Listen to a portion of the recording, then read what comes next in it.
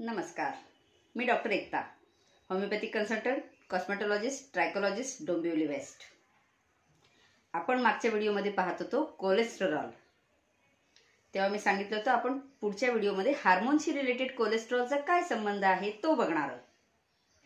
मागे कोलेस्टेरॉल म्हणजे काय असतं, एक मेणासारखा पदार्थ असतो ते सांगितलं होतं.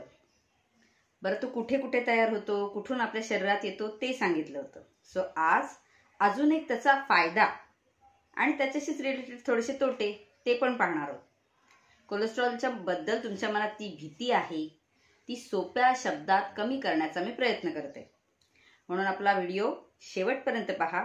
आपल्या यूट्यूब चॅनलला सबस्क्राईब करा, लाईक करा आणि इतरांनाही शेअर करा, जेणेकरून इतरांच्या नॉलेजमध्ये पण भर पडेल. सो आता कोलेस्ट्रॉल आणि हार्मोन हे एकमेकांना जोडलेले आहेत असं समजा.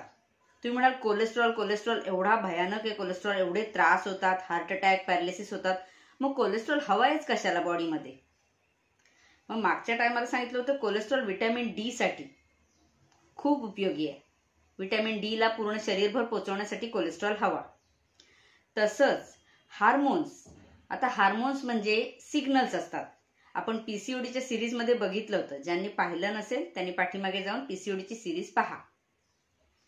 सो पीसीओडीच्या सिरीजमध्ये आपण सांगितलं होतं हार्मोन्स म्हणजे सिग्नल्स असतात. सोप्या शब्दामध्ये एन्झाईम्स वगैरे ते सगळं मी कॉम्प्लिकेट करून सांगत नाहीये. ब्रेन काही सिग्नल्स सोडतं पूर्ण बॉडीवर. तिथे आपले काही ग्लँड्स असतात. फॉर एक्झाम्पल थायरॉइड आहे, युटरस आहे, ओव्हरीज आहे, तिथपर्यंत ते सिग्नल्स जात असतात. मग हे सिग्नल्स आपल्या बॉडीला व्यवस्थित काम करायला मदत करतात.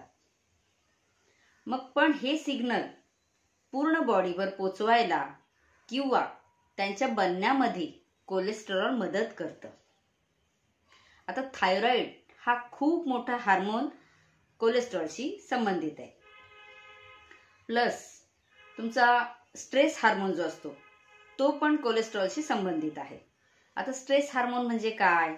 एखाद्या गोष्टीबद्दल तुम्हाला वाईट वाटतं, राग येतो, चिडचिड होते, खूप काही बोलावंसं वाटतं, स्ट्रेस होतं, खूप कामाचा लोड पडलेला आहे, रात्री झोप नाही होतंय, जागरणं होत आहेत, प्रेग्नन्सी आहे, आफ्टर डिलिव्हरी रात्री बाळामुळे झोप नाही होतंय, वर्कलोड ऑफिसमध्ये आहेत, वर्कलोड घरी आहेत, इकॉनॉमिकल स्ट्रेसेस आहेत किंवा इमोशनल आहे, अचानक लाईफमध्ये काही चेंजेस झाले, अचानक लाईफमध्ये काही अप अँड डाऊन झाले, हे सगळं जे आपल्या शरीरावर, मनावर परिणाम करतं आणि आपण विचार करतो ते सगळ्याचं कारण आपला हार्मोन स्ट्रेस किंवा स्ट्रेस वाला आहे हार्मोन ना, तो तिथे काम येतो. मग तो तयार होण्यासाठी किंवा तो बॉडीवर काय इफेक्ट देतोय त्याचा परिणाम कोलेस्ट्रॉलवर होतो. फॉर एक्झाम्पल, आता समजा जर तुम्ही खूप सारा काहीतरी वाईट विचार चालू असेल, दुःखी विचार चालू असेल, तर मग शरीरामध्ये आपल्या फुल चैतन्य, एनर्जी स्प्रेड होईल का? पॉझिटिव्ह एनर्जी वाढेल का आपल्या शरीरामध्ये? नाही, निगेटिव्ह एनर्जी पसरेल. मग अशा वेळेला आपलं रक्त फुल पॉवरनी काम करेल का? मग आपल्या ब्लडमध्ये निगेटिव्ह स्ट्रेस जो येतो त्याच्यामुळे काही chemicals, bad reaction, oxidation stress जो म्हणतो तो तयार होतो. मग आता हा ऑक्सिडेशन स्ट्रेस काय करतो? हा ऑक्सिडेशन स्ट्रेसमध्ये ना आपल्या ब्लडमध्ये काही केमिकल्स किंवा काही असे बॅड घटक तयार होतात जे आपल्या पाईप्सना, आता ब्लड पाईप मधून जात असतं असं पण सांगितलेलं आहे. ब्लड प्रेशरच्या व्हिडिओमध्ये आपण हे एक्सप्लेन केलेलं आहे. सो नवीन असाल तर पाठीमागे जाऊन ब्लड प्रेशरची सिरीज आपली पूर्ण पहा.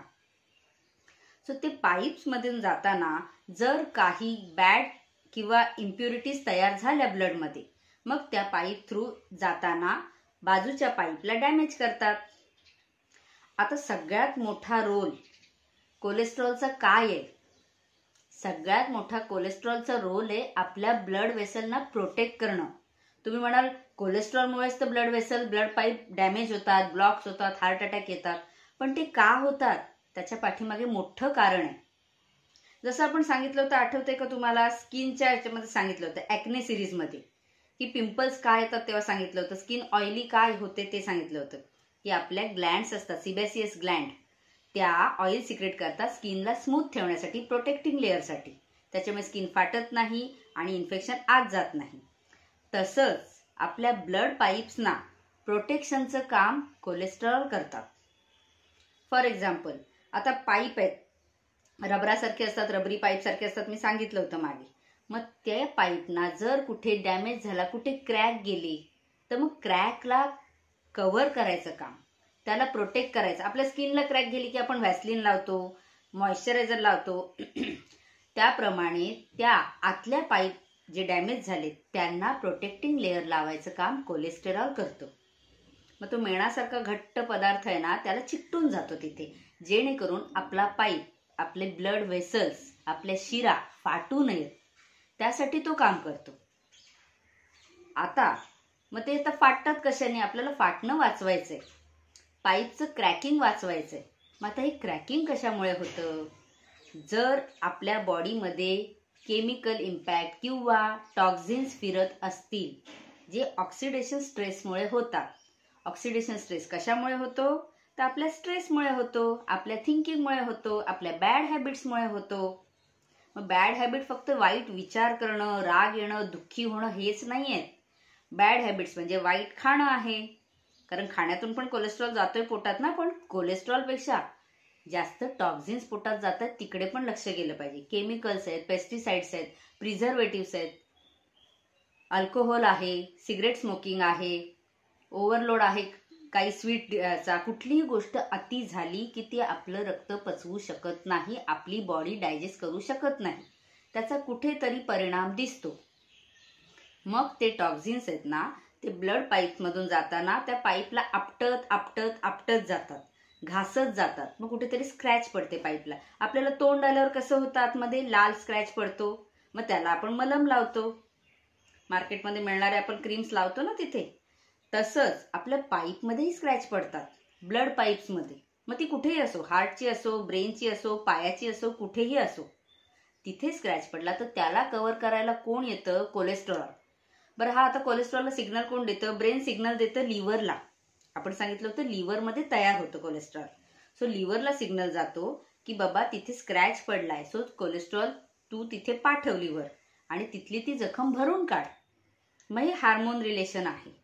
थायरॉइडला जातं, थायरॉइड कोलेस्ट्रॉल लिव्हरला सिग्नल देतं, लिव्हर मग जखमेपर्यंत पोचायला कोलेस्ट्रॉल ब्लडमध्ये सोडतं, आणि मग त्याच्यानंतर ते सोडलं. बरं, आता एक्स्ट्रा सोडून नाही चालणार, कमी पण सोडलं पाहिजे, किंवा काम झालंय सीलिंगचं, सील झालीय जखम ती, मग तो उरलेला एक्स्ट्रा कोलेस्ट्रॉल नको ब्लडमध्ये व्हायला, तर तो रिटर्न लिव्हरकडे येणं आणि मग तो डायजेस्टिव्ह मधून काढून टाकणं, यासाठी आपल्याला हार्मोन उपयोगी येतो. मग हा थायरॉइड हार्मोन आहे ना, इथे खूप जास्ती महत्वाचा असतो.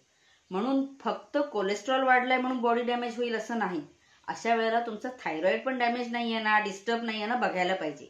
थायरॉइड कमी झालाय का जास्ती झालाय. आपण थायरॉइडची सिरीज घेऊया, त्याच्यामध्ये थायरॉइडचे फंक्शन मी डिटेल सांगते तुम्हाला. पण सध्या एकच लक्षात ठेवा की थायरॉइड कमी झाला किंवा जास्ती झाला तर तो लिव्हरला कंट्रोल करतो, लिव्हरला सिग्नल्स पाठवतो की बाबा कोलेस्ट्रॉल तू सोड किंवा नको सोडू. आता मागच्या व्हिडिओत आपण पाहिलं होतं HDL LDL, हे आपण गुड कोलेस्ट्रॉल बॅड कोलेस्ट्रॉलच्या यादीत टाकले होते, पण पुस्तकी गुड कोलेस्ट्रॉल बॅड कोलेस्ट्रॉल असा शब्द नाही, हे आपण ठरवलंय. आता LDL काय करतं? लिव्हर कडून जातं आणि त्या जिथे कुठे कट्स बसलेत पाईप्सना तिथे सील करायचं काम करतं. आणि HDL काय करतात? तर ते लिव्हर कडून निघतच राहिलंय कोलेस्ट्रॉल, कारण तिथे डॅमेज झालेत म्हणून. HDL काय करतं? ते ब्लडमध्ये एक्स्ट्रा नको व्हायला, ब्लडमध्ये एक्स्ट्रा पसरायला नको, नाहीतर मग जास्त ब्लॉक होईल, जास्त सील आपल्याला नाही ना कव्हरिंग करायची आहे, पाईप पॅक होऊन जाईल. मग त्याला HDL आहे ना रिटर्न आणतं लिव्हरकडे, ते काम HDL करतं. म्हणून जेव्हा कधी आपण ब्लड टेस्ट करतो त्यावेळेला आपण काय बघतो? LDL, HDL, total cholesterol level हे तिन्ही बघितले जातात, प्लस ट्रायग्लिसराइड पण बघितले जातात. सो थायरॉइड आणि कोलेस्ट्रॉल हे दोन्ही पण एकमेकांसोबत काम करतात. यातला एकाला असर झाला तर दुसऱ्याला त्रास होतो, दुसऱ्याला असर झाला तर पहिल्याचं काम गडबडतं.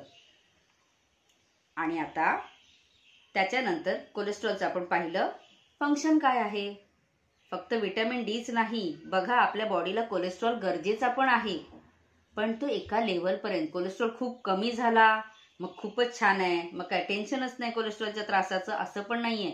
मग तुमच्या पाईपच्या प्रोटेक्टिंग लेअर तुटतील. सो सगळ्यात महत्वाचं आहे तुमचे पाईप प्रोटेक्टेड राहू देत, तुमच्या बॉडीत टॉक्झिन्स नको जाऊ देत किंवा टॉक्झिन्स तयार नको होऊ देत. बॉडीत बाहेरून टाकताय फूड सोबत टॉक्झिन्स, ते वेगळे, आणि तुमची बॉडी स्वतः तयार करते टॉक्झिन्स म्हणजे विषारी पदार्थ तयार करते बॉडी, ते वेगळे. विषारी पदार्थ तयार करणं बॉडीमध्ये टाळलं किंवा बाहेरून जे विषारी पदार्थ घटक पोटात जात आहेत ते आपल्या ब्लडमध्ये रिॲक्शन करून जे ऑक्सिडेटिव्ह स्ट्रेस तयार करतायत ते थांबवलं, पाईप्सला क्रॅक जाणं थांबलं, डॅमेज स्क्रॅच होणं थांबलं, तर कोलेस्ट्रॉल आपोआप नॉर्मलला राहील. तो कशाला एक्स्ट्रा सिक्रेट होईल? सगळीकडे सगळं व्यवस्थित आहे तर मग कशाला सिक्रेट होईल तो? त्यामुळे कोलेस्ट्रॉल आपला मेंटेन राहणंही गरजेचं आहे. लेवलपेक्षा जास्तीही नको, लेवलपेक्षा कमीही नको. कोलेस्ट्रॉल आपल्या बॉडीला खूप गरजेचं आहे आपल्याच प्रोटेक्शनसाठी. पण आपणच आपल्याला त्रास देतो, त्याला वाचवायला कोलेस्ट्रॉल येतो आणि तो मग एक्स्ट्रा साचत राहिला की पुढची गडबड होते. याबद्दल डिटेल आपण अजून एका व्हिडिओमध्ये बघूया. व्हिडिओ आवडला असल्यास लाईक करा, शेअर करा, इतरांपर्यंतही पोचवा आणि आपल्या YouTube चॅनलला सबस्क्राईब करा. बेल आयकॉन दाबायला विसरू नका. थँक्यू.